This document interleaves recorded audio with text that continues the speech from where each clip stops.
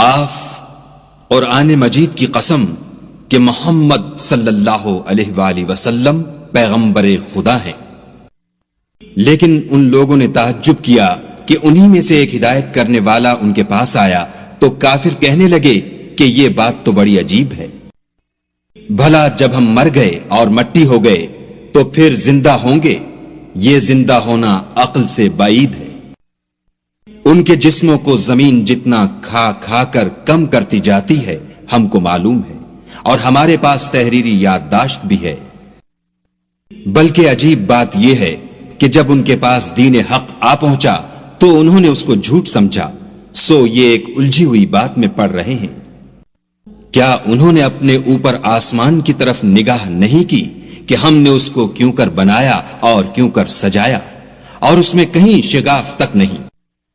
اور زمین کو دیکھو، اسے ہم نے پھیلایا اور اس میں پہاڑ رکھ دیے اور اس میں ہر طرح کی خوشنما چیزیں اگائیں تاکہ رجوع لانے والے بندے ہدایت اور نصیحت حاصل کریں۔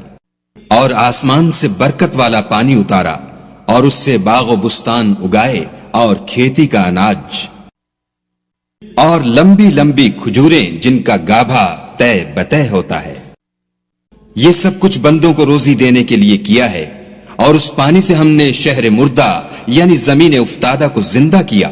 بس اسی طرح قیامت کے روز نکل پڑنا ہے۔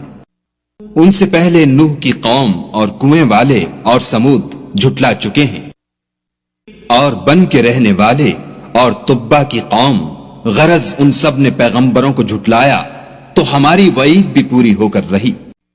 کیا ہم پہلی بار پیدا کر کے تھک گئے ہیں؟ نہیں، بلکہ یہ اثر نو پیدا کرنے میں شک میں پڑے ہوئے ہیں۔ اور ہم ہی نے انسان کو پیدا کیا ہے، اور جو خیالات اس کے دل میں گزرتے ہیں ہم ان کو جانتے ہیں، اور ہم اس کی رگے جان سے بھی اس سے زیادہ قریب ہیں۔ جب وہ کوئی کام کرتا ہے تو دو لکھنے والے جو دائیں بائیں بیٹھتے ہیں لکھ لیتے ہیں۔ کوئی بات اس کی زبان پر نہیں آتی مگر ایک نگہبان اس کے پاس تیار رہتا ہے۔ اور موت کی بے ہوشی حقیقت کھولنے کو طاری ہو گئی۔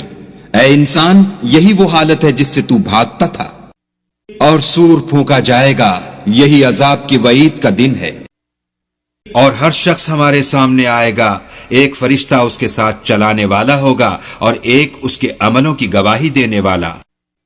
یہ وہ دن ہے کہ اس سے تو غافل ہو رہا تھا، اب ہم نے تجھ پر سے پردہ اٹھا دیا تو آج تیری نگاہ تیز ہے۔ اور اس کا ہم نشین فرشتہ کہے گا کہ یہ اعمال نامہ میرے پاس حاضر ہے۔ حکم ہوگا کہ ہر سرکش ناشکرے کو دوزخ میں ڈال دو۔ جو مال میں بخل کرنے والا، حد سے بڑھنے والا، شبہ نکالنے والا تھا، جس نے خدا کے ساتھ اور معبود مقرر کر رکھے تھے، تو اس کو سخت عذاب میں ڈال دو۔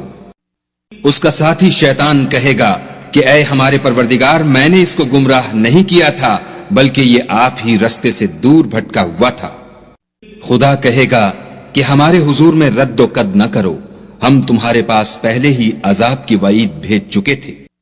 ہمارے ہاں بات بدلہ نہیں کرتی اور ہم بندوں پر ظلم نہیں کیا کرتے۔ اس دن ہم دوزخ سے پوچھیں گے کہ کیا تو بھر گئی؟ وہ کہے گی کہ کچھ اور بھی ہے، اور بہشت پرہیزگاروں کے قریب کر دی جائے گی کہ مطلق دور نہ ہوگی۔ یہی وہ چیز ہے جس کا تم سے وعدہ کیا جاتا تھا، یعنی ہر رجوع لانے والے حفاظت کرنے والے سے۔ جو خدا سے بن دیکھے ڈرتا رہا اور رجوع لانے والا دل لے کر آیا، اس میں سلامتی کے ساتھ داخل ہو جاؤ، یہ ہمیشہ رہنے کا دن ہے۔ وہاں وہ جو چاہیں گے ان کے لیے حاضر ہے، اور ہمارے ہاں اور بھی بہت کچھ ہے۔ اور ہم نے ان سے پہلے کئی امتیں ہلاک کر ڈالی، وہ ان سے قوت میں کہیں بڑھ کر تھے، وہ شہروں میں گشت کرنے لگے، کیا کہیں بھاگنے کی جگہ ہے؟ جو شخص دل آگاہ رکھتا ہے یا دل سے متوجہ ہو کر سنتا ہے، اس کے لیے اس میں نصیحت ہے۔